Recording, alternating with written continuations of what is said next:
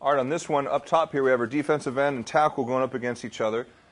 Now, the defensive end is going to start pushing upfield. He's going to try to get the offensive tackle to commit to the outside rush. And then he's going to try his inside move. Let's see how it works out here. We want to see explosive get off, straight forward, not popping up out of our stance. Not too bad. Okay, right about here, now he starts his inside move. Okay, now that's just an easy block for that tackle there. And you can hopefully see why now that we've gone through a lot of the technique here. Okay, the defensive end doesn't set this up very well. Defensive end only takes about 1, 2 steps. Now he's starting his inside move. Now you can do that, that's fine. However, watch when he goes to commit to the stab. His shoulders in even with the centers and the center of the offensive tackle's body, that's fine. But he is too high up. Okay, we want to get down lower, get low in our leverage, low in our body stance.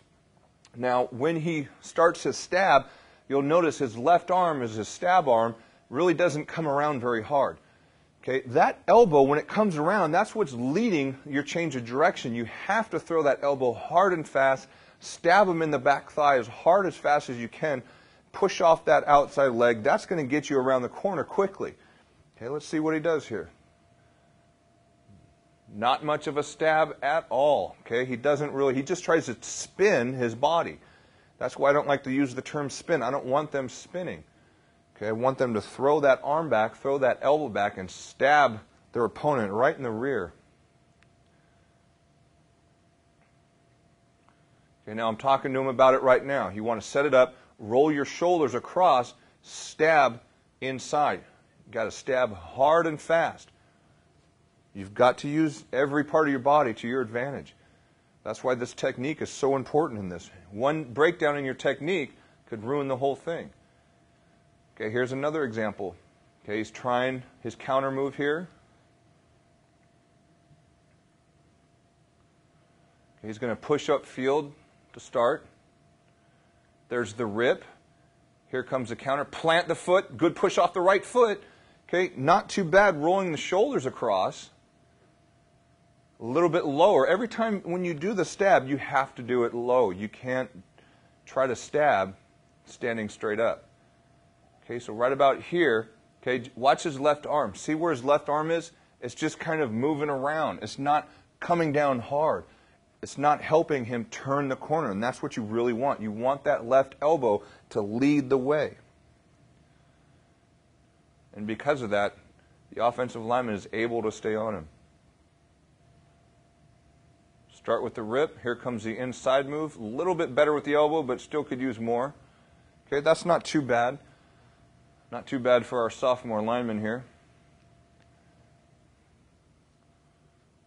Okay, he's going to start off pushing upfield. Want to see the shoulder underneath the armpit. Not too bad there. Set it up. Here it comes. That's not too bad. I still would have liked to have seen more shoulder roll across the chest. Nice and low also, but that's not too bad. Okay, there's another rip and slip. Not too bad of a job there. Our nose is still getting pushed out wide a little bit, okay? The offensive lineman does a decent job of getting them to go outside, which is good on his part. But right here, we want our nose to really squeeze, squeeze, squeeze inside. Look at how tall he is. Look at how standing up straight he is. We don't want that. We need to get to that quarterback as quick as we can. That means you have to squeeze those rushing lanes. Right now, he should be low, drop the shoulder under the armpit more, squeeze inside, squeeze inside. Okay, his slip isn't too bad. I'd still like to see more of a pull. Okay, pull, push, and then swim over the top. But he has good instincts. He understands that, hey, if the rip's not working, that offensive lineman is lunging on me or leaning on me, now I know to slip it. Working outside here. Okay, defensive end takes an inside route.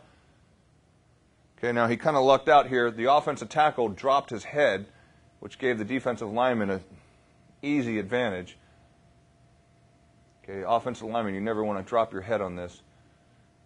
Okay, right now he's exposing his chest. He's making this what should be an easy block for the offensive lineman. Okay, remember, defensive lineman, we never want to expose our chest. Give them the shoulder. Give them the smaller target.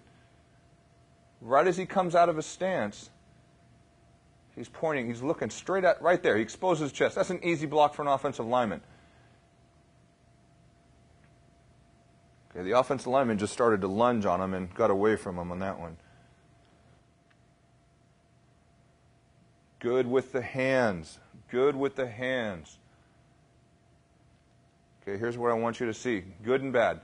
Okay, first the bad. When he comes out of his stance, he's jumping straight up out of his stance. Again, too high out of his stance.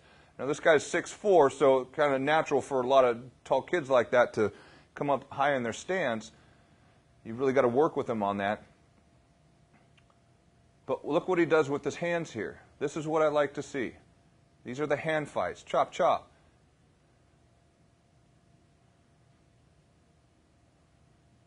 Chop, rip, accelerate through. Okay, I like that. Quick with the hands, quick with the feet, quick with the decision making. That's what I really like to see. And coaches, that's when you really know when you have a good lineman, is when you have linemen, their first step out of their stance is an instinctive reaction. They're not thinking about what move to do in this situation. It is all instinctive. And that's where you want to get your linemen to that point, is when they come off that out of their stance, it is an instant, instinctive reaction. They don't have to think about anything. Okay, that's not too bad. Again, though, I'd still like to see him play lower.